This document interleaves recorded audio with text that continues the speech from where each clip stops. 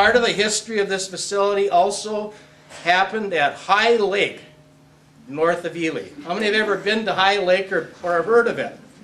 Well, my dear friend Joe Putzel, who owned and managed the IGA store, a lot of the local planning for how do we get the community organized, how do we convince powerful people like Ward Innes, his predecessors, and much of the planning happened at High Lake. And yes, there were some cards, and yes, there were some beverages. I didn't say what kind of beverages, but I'm sure my dear friend Jan Putzel probably has heard the stories. Where is Jan? I've been looking for, oh, there you are. And Jan was one of those who, because of this facility, was able to get employment in this community. And then the mayor. Ward is absolutely right. I mean, he is persistent. High integrity, but persistent. And I just think the mayor and this city council really have it together as far as understanding that what's most important that you can do for your community is create quality jobs in your community. And I believe that's what they're doing. And so with that, the bipartisanship, I give Governor Pawlenty credit for some of the most recent jobs. I know how the systems work, and I can guarantee you if Governor Pawlenty didn't acknowledge and think and sign off that this was a good idea to bring these new jobs to Ely, it wouldn't have happened. So this was bipartisan.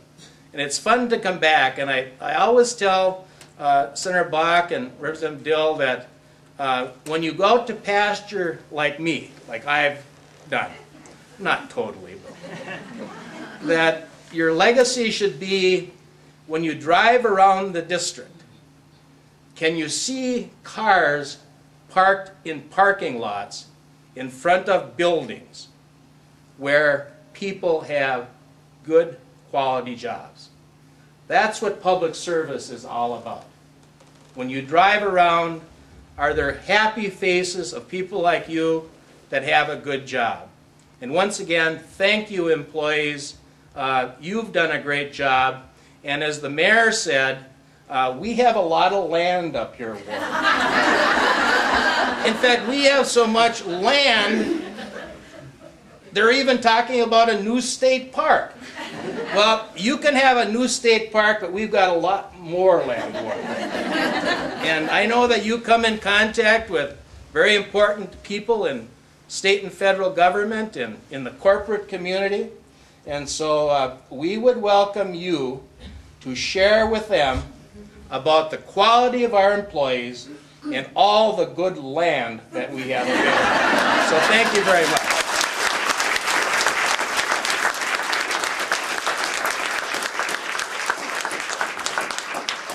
Thank you, Senator. Thank you. You know, thinking back, we almost share war stories about all the time we spent together in the legislature. And one thing I really appreciated when I was a junior staff member there in the Republican Senate is that I was probably the most irrelevant staff person in the whole legislature. I was working for the minority. I think we had 23 members in a 67-body chamber. You know, experienced tax chair that had great staff, didn't have to, you know. But he always kept me in the loop. He always included me in the discussions. He always asked my opinion. He was genuine about it. And that's far too rare up there today, I think. We don't have that kind of bipartisanship where they says, oh, come on over, you know, Senator Belanger and Ward, come on over and we'll discuss the tax bill and we'll cut a deal. And we'll get something done. And some beverages. And some beverages. But you know, but I can say what happened, how this all came together with the help of the mayor and both Senator Bach and Representative Dill. It was very similar to how Senator Johnson would have done it. We got together, I talked to our senior management people, we kind of made the decision this would work for us.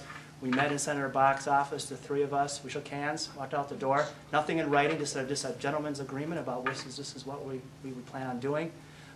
They had, you know, I had my marching orders, they had theirs, and we walked out, and everybody adhered to the agreement, kept their word, delivered on their promises, And I think we need a little bit more of that sometimes down in St. Paul.